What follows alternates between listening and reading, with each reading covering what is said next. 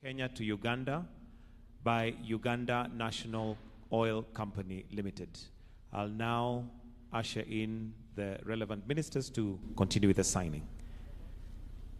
The tripartite agreement is between the government of the Republic of Kenya through the Ministry of Energy and Petroleum and the government of the Republic of Uganda through the Ministry of Energy and Mineral Development and the Uganda National Oil Company Limited. Those signing are Dr. Okasai Opolot, Minister of State for Energy, Uganda, Mr. Mohamed Liban, PS, Principal Secretary, Petroleum Kenya, and we'll also have Ms. Proskovia Nabanja, CEO, Uganda National Oil Limited, also sign.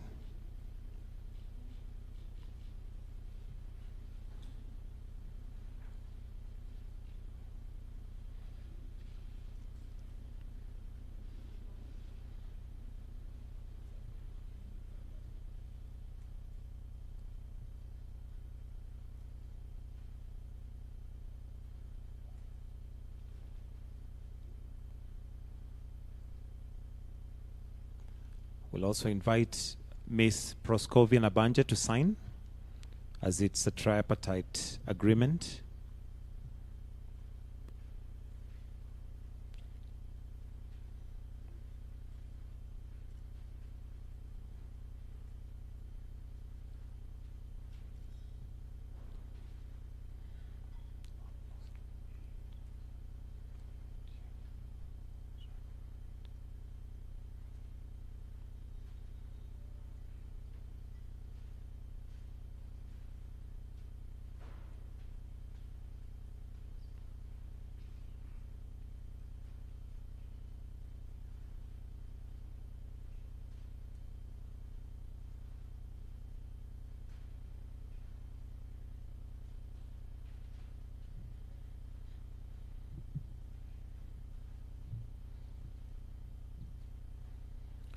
After the signing, I'll request that the three stand with the agreements for a photo opportunity before you proceed to your seats.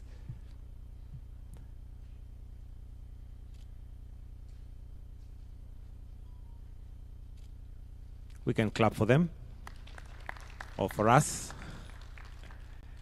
And after that, I'll request that you kindly take your seats.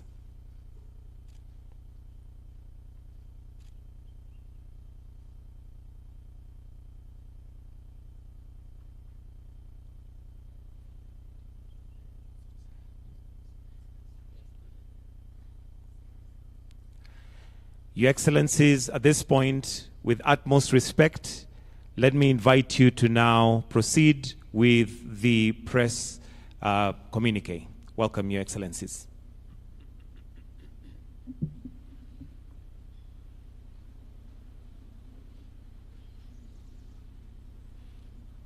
At my invitation, His Excellency President Yoweri Museveni honored us by undertaking a state visit to Kenya. His visit underscores the profound significance we, as leaders, attach to the bilateral relations between Kenya and Uganda, and to our shared commitment to further develop and grow our relations. Kenya and Uganda are firmly united by relations deeply rooted in shared history, culture, and aspirations for regional peace and prosperity. We recognize the importance of maintaining strong bilateral relations and are committed to expanding them for the mutual benefits of our two nations and our two peoples.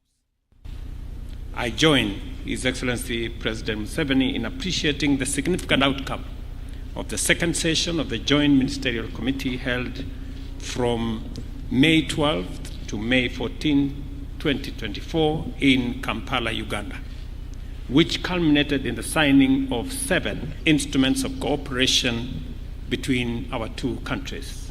Consequently, we now have a memorandum of understanding to anchor cooperation between our foreign services institutions, which ensure knowledge exchange and harmonization of structures and content of diplomatic training.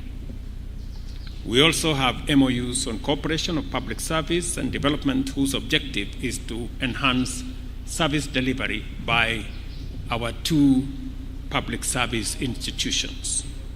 In addition to this, an MOU to facilitate cooperation in youth affairs has been signed, which enables us to optimize the capabilities of our youthful democratic groups by obliging the two countries to implement innovative national policies and programs relevant to young people. Contextualizing that particular MOU is our joint hosting of the Africa Cup of Nations later in 2027 that was jointly canvassed by the three East African countries, and the continued cooperation between our countries in sports. Further, the JMC witnessed the signing of an MOU on cooperation in sports, demonstrating the seriousness we both attach to sports promotion and development in the mobilization of investment that unlocks the potential of the sports sector. This instrument is even more timely as we lay the groundwork for jointly hosting the 2027 edition of the Africa Cup of Nations tournament. Additionally, we have an instrument to guide our strategic cooperation in education, training, and science, as well as MOU in small and medium-sized enterprises and gender equality and women's empowerment. Finally, as we have witnessed, the tripartite agreement on the importation and transit of refined petroleum products through Kenya to Uganda, whose signing we've just witnessed, enables Uganda National Oil Company Limited to import refined product commodities directly from producers in different jurisdictions, thus bringing to an end the challenges faced by the sector in Uganda. We will continuously provide support to make sure that this new agreement is implemented, is functioning, and is mutually beneficial. It is in our place as Kenya to support Uganda to achieve its aspirations when Kenya is called upon. We are confident that these instruments will consolidate our strong relations and anchor it on a transformative trajectory. As leaders, we are committed to implementing all our obligations in order to reap their full benefits.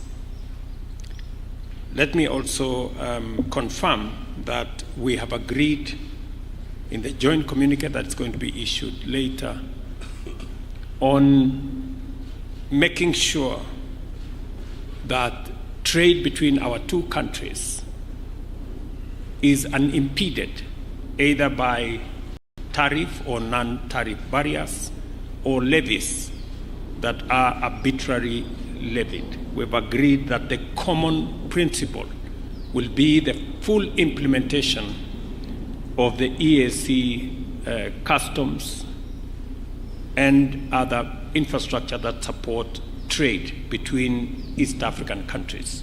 And therefore, all the issues around rice and juice and furniture and eggs and chicken and sugar and all the other issues are now resolved.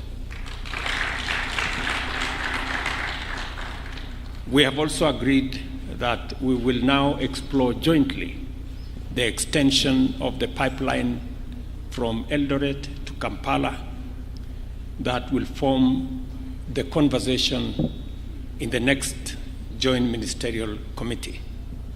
We have also agreed to synergize matters on environment to see how we can build our restoration of degraded wetlands and fragile ecosystems, including our water towers that is currently being undertaken in Kenya, including the planting of 15 billion trees, to see how that can be synergized with what is going, the environmental program that is going on in Uganda, understanding and realizing that climate change has no boundaries. We have also agreed jointly on matters of peace, security, and stability in our region, and we hold common position on what should happen in Eastern DRC, in South Sudan, in the Sudan, in Somalia, and in our region in general. The meeting also emphasized the importance of extending, as I have said, the SGR from Naivasha to Malaba, but all the way to Kampala and DRC as an efficient and sustainable infrastructural artery for the transformation of goods.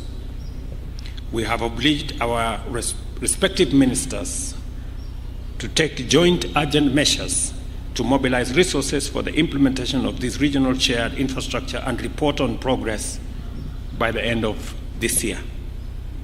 As pertains our regional agenda, President Museveni and I appreciated the benefits and power of our close coordination with respect to the East African Community, Intergovernmental Authority on Development, and the Africa Union and other regional organizations, which we recognize as the building blocks for the greater integration of our countries at the continental and international level. I appreciate with tremendous gratitude President Museveni's contribution and selfless dedication to building a robust East African community and transitioning it into a federation of shared vision and values. I have also expressed to His Excellency the people and the government of Uganda the appreciation of Kenyans from all walks of life for Uganda's endorsement of the Kenyan candidate for the position of Africa Union Commission chairperson, and assured him of our full confidence that our candidate will deliver effective leadership at the Commission. We also shared our concern about the threat of terrorism and insecurity in our region and affirmed our commitment to strengthening regional peace and security approaches and programs. Kenya will continue to consult and work closely with Uganda in addressing security challenges in our sub-region, including in the Sudan, South Sudan, Somalia, DRC, and elsewhere.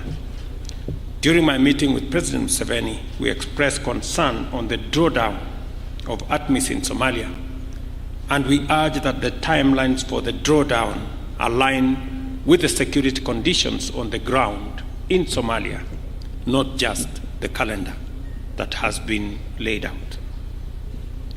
Before I conclude, let me reiterate that President Museveni's visit underscores the enduring bonds of friendship and partnership for peace and development between Kenya and Uganda.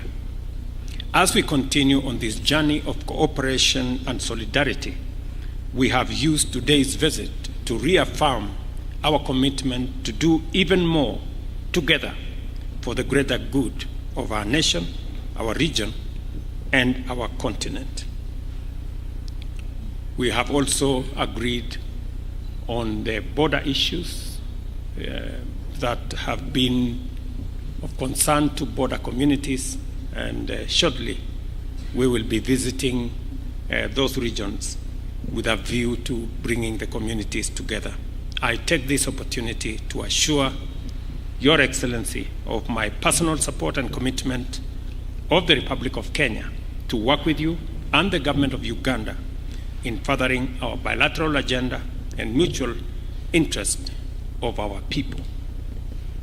Finally, I wish you, Your Excellency, and the great people of Uganda our best wishes for prosperity in Uganda and in our region. Asante sana, mzee, karibu.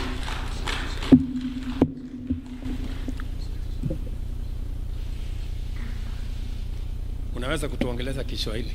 Oh, very good. Your Excellency, President Ruto, and all the dignitaries who are here, As you heard, His Excellency summarized what we have agreed, the agreements, the protocols. I don't want to repeat those. The only issue is for me to point out that all that is guided by the historical missions which the Africans have finally crystallized. More than 60 years ago, when we got independence, we did not harmonize properly on the historical mission beyond liberation. There was talk that time of uhuru na umoja, but it was not deeply disassembled. What did uhuru na umoja mean? That's why, therefore, we have lost 6 decades. And as you can see in Africa, we have got so many problems. The collapse of state authority in so many countries. This is not accidental. This is really, this was inevitable and it was predictable. But now, I can see that people are beginning to, a cluster of actors, including His Excellency President Ruto and other actors, are beginning to see the way forward. And really the historical missions, according to we who have been in this for long, after many years, as a student movement, as a liberation movement, we detected those three historical missions. Historical mission number 1 is prosperity. How do you create prosperity for people? When we studied this, we discovered that you could not create prosperity through aid, that somebody else is aiding you, and you think you will create prosperity. And we discovered that you could not create prosperity by abstaining from the modern economy, because part of the problem in countries like Uganda, which are endowed with a lot of natural resources, is that many people were outside the money economy. I was telling His Excellency that even as recently as 2013, 68% of the Ugandans were outside the money economy, in what they call subsistence economy, just growing food, eating and drinking alcohol, no earning money. And the danger is that the richer the countries are in natural resources, like for instance,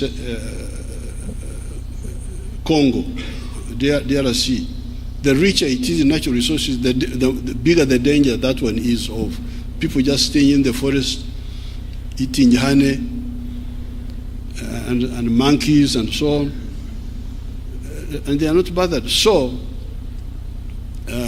in our analysis, we said no, we must create prosperity in the modern way by everybody joining the money economy. And when you join the money economy, you produce a good or a service which you sell.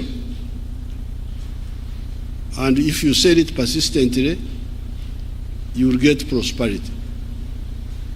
Now, if that is the case, then it raised another question. Who buys what you produce? Do you have got enough buyers? this is how the question of the soko comes in. Nani atanunua bidhaa zako kwa wingi na kwa muda mrefu na kwa hakika? So that's why, therefore, the Africans, you can go and check, the Africans having slept from 1958, 1955, 1957, when Ghana got independence, 1980, when they met in the Lagos, what they call Lagos Plan of Action, they identified this. They said Africa needs to organize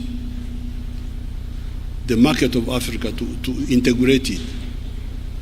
The fragmented market of Africa will not help us. That's how they evolved. In 1980, you can see almost more than 20 years since independence. This was the first time they started talking about the economic integration as a stimulus for creating prosperity.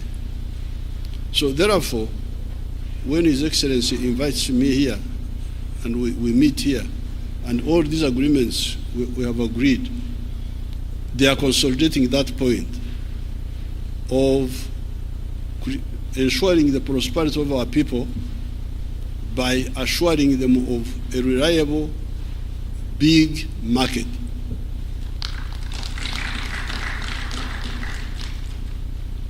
Now, these vikwazo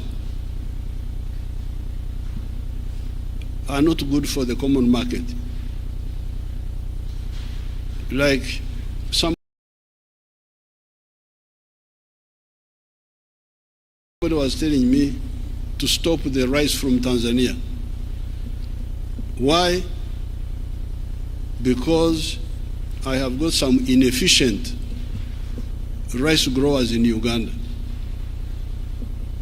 Therefore, the answer is nikatai mpunga mzuri tena wenye bei nafuu kutoka Tanzania kusudi nitetee hawa wavivu ambaye hawaweza kutupatia mpunga kwa gharama nzuri. So I said, no, I can't do that, because if I do that, I'll be committing 3 sins. Kwanza, I will stunt the Tanzanian rice grower. I will stunt, but in our language we call it kuzingamia, to make a child not grow properly. So that Tanzanian rice grower will now no longer grow as much as he would have done, because if he gets a market in Tanzania on merit, he gets a market on merit, not because he's protected, because he's cheaper. He gets a market in Tanzania, he adds the one of Uganda, he adds the one of Kenya, he has got enough market to help him grow and grow and grow and grow and grow and grow. So if I block him, that opportunity, I have killed it. But secondly, I am punishing the Ugandans to be forced to buy expensive rice on behalf of the inefficient Ugandan rice growers. But thirdly, I am also okulemaza. If you understood our Bantu dialects there, okulemaza is to cripple, to render disabled somebody, my own rice growers, because if I protect them, they will not struggle to become efficient. They will just rely on my protection and continue being inefficient. So na wao nitawaua kwa kuwabembeleza na kuwapa soko ya bandia, give them market when in fact they don't deserve to be in the market. So when a child is growing up in our tribes there, and the child is beginning to stand up, they stand up and fall down. So in our tribes there, in Baganda say, Bagamba watia Baganda, tengerera, tengerera, tengerera. The child is standing and falling. You encourage him to stand up. You don't say, fall down and stay there. I don't know how the Waswahili and our Kikuyu here say that. When the child is young and trying to stand up, you say, you encourage him to continue standing. You pray standing. So I don't want to mislead my inefficient. For instance, the sugar growers in Uganda, they are inefficient because they are growing sugar on a high altitude. Uganda is a high altitude. It is more than 1,000 meters above the sea. And apparently, sugar cane does not yield much sugar when it is in a high altitude. It yields sugar better when it is near the ocean. I hear they recover only 8% of the sugar cane, while these other ones can go up to 14, 15, I don't know what. Brazil, you can check. Yeah? So we should tell our sugar people to shift. There's another part of Uganda where they can produce sugar better, which can give a higher yield. So this is point number one, integration about prosperity. You can have a rich part of the world which is poor because it is badly organized. Latin America. Latin America, those countries of Latin America, they have got more natural resources than the United States of America. They have more forests, bigger rivers, the Amazon, more minerals. But why are they miserable? Because they are so badly organized that you can't succeed in the business. You are in a small country, El Salvador, Nicaragua, Honduras, 3 million people, Haiti, I don't know what. They are rich in presidents, rich in ministers, rich in ambassadors, but poor in everything else. In the United States, North America, there are only 3 countries there: Canada, United States, and Mexico. The whole continent, only 3 countries. Latin America, I don't know how many they are with the Caribbean. They are as rich in countries as us. Even here we are rich in countries, republic of this, republic of that, but poor in everything else. So this integration is to fight the battle of prosperity. You should understand this. Because if somebody is efficiently producing something, and we support him, he will grow and grow and grow and grow and grow. And another one from Uganda will also grow in something else. Another one from Tanzania. Through, they used to call it, I don't know whether they are still teaching it in the universities. It was called comparative advantages. It was being taught in the universities. I don't know whether they are still teaching it. That we specialize according to comparative advantages. But they just talk about it in the classroom and it ends there. So this is number one. And that's why we support COMESA, which was a building block to the African continental market. But now, you can have economic prosperity, but you remain weak. When Hitler overran Europe, some of those countries were developed. Belgium, Denmark, even France was developed, but it was overrun by Hitler. So, apart from prosperity, there is the issue of strategic security. How can Africa be strategically secure? How can we be strategically secure? Now we are here. Some people have gone to the moon. Here, we are here on Earth here. Some people are on the moon, they are looking at us. Like insects, like when you are looking at, there are these insects which eat sugar. You are just looking at them. They don't know that you are looking at them. Anytime you can spray them with the insecticide and they die, they don't even know. It's a good thing. It is also a good thing to be ignorant. Because when you are ignorant, you are not worried. You can die comfortably. But how can we have this imbalance? The Americans have gone to the moon. The Russians went there. The Chinese have gone. The Indians have gone recently. We are the only ones here now. But now the question is, can Uganda afford to have a space program which takes us to the moon, even if we are a developed country? Because UK is a developed country, and France, but they have not been to the moon. They are still here with us. UK, although they are here.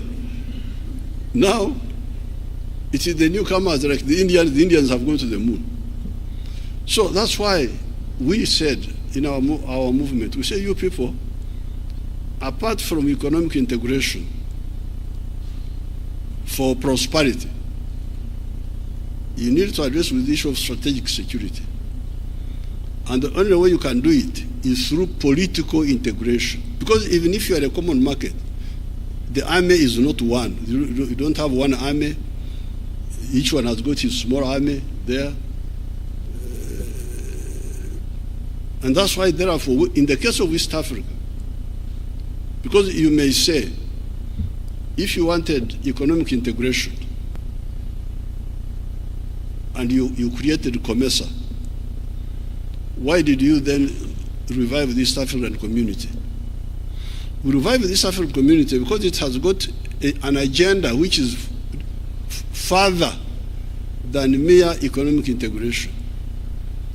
If you read Article 5 of our treaty, it says, ultimately, we shall create a political federation. So therefore, for the EAC, our ultimate target is one authority, one government for East Africa.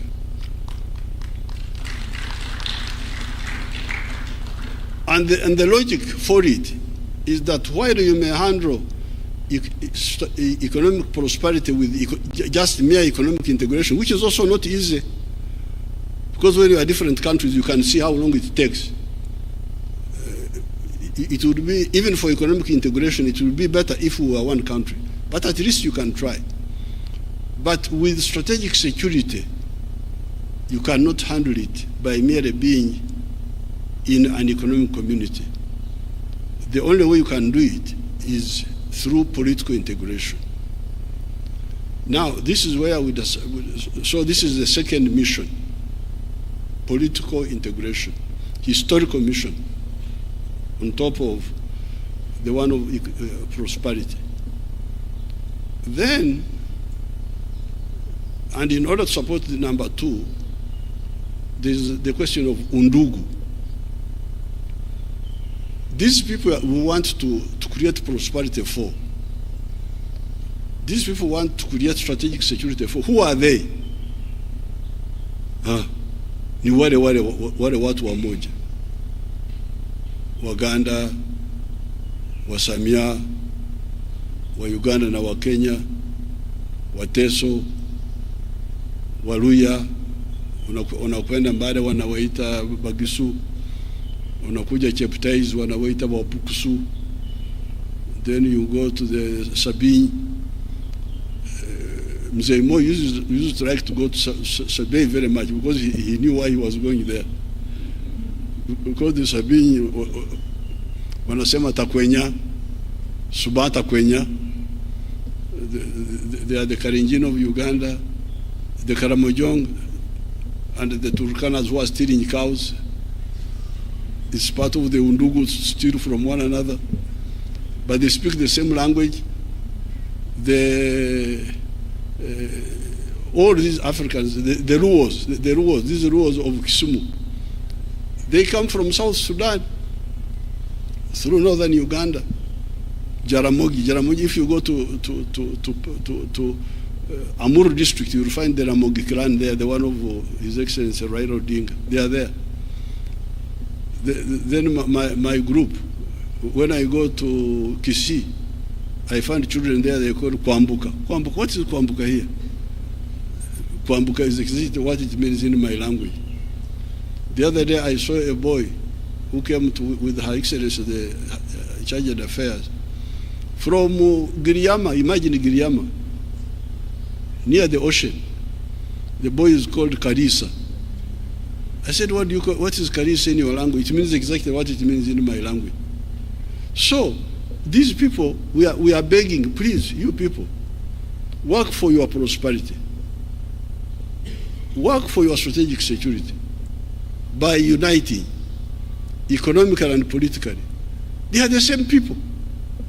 So how can you fail to use this infrastructure created by God for you, free of charge, and you don't use it for the benefit of these people?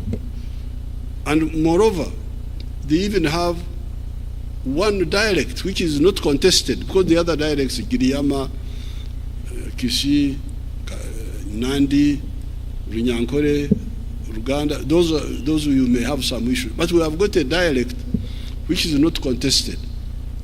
This is Swahili. So we are not like the European Union who don't have a language.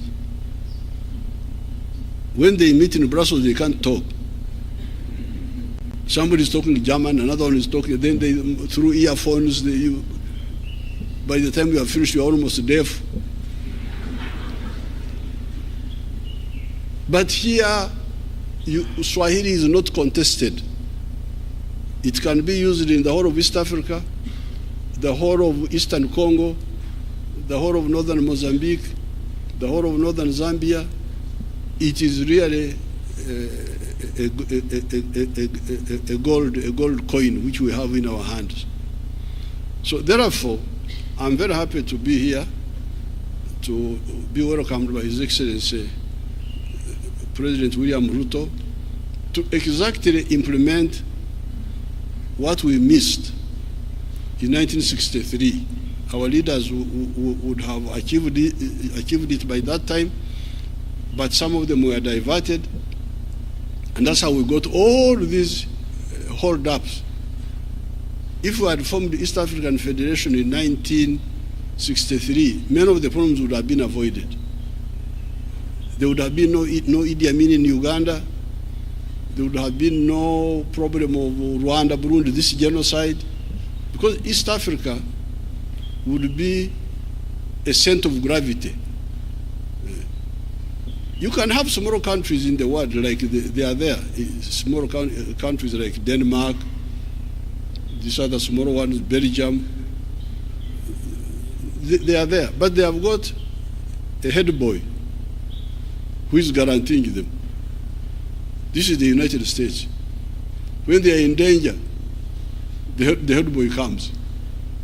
Says, what's happening here? Now, who is the head boy in Africa here? We are all smaller people. That's what really we are trying to deal with. So I'm very happy about all these projects will now move us closer to the three historical missions: prosperity through wealth creation and market access, strategic security, and utilizing maximally the Undugu. So I have nothing to add about the details. It is as His Excellency told you. My only job is to put in the historical context why all this, and why now and not before. Before, opportunity was wasted. Now we should not waste this opportunity now. Nobody will be left behind. I always hear, nobody should be left behind when everybody is being left behind. This is the only way not to leave anybody behind. And to remove the irrationality. You look at Africa. Africa really is amazing. And Latin America. Because Africa is one house, one building. Now, the sitting room is another country. The bedroom is another country. The other one is another country. Now, to go from the bedroom to the outside, you must go through another country. You must go get a visa. You must get. What's this now? Uganda is part of Kenya and part of Tanzania and part of DRC, but we are in the bedroom there. You fellows here, you are in the sitting room. Now to go out, we must knock. Please, can I go? Can I come to the sitting room? It is so irrational, so irrational. So I thank His Excellency for inviting me. Please don't allow me to talk, because if you give me audience, you do so at your own risk. I can talk for ages. Thank you very much.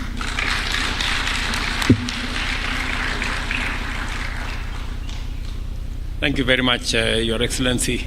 And as I said, we always are amazed and thrilled by your wealth of knowledge on many aspects. I agree with you.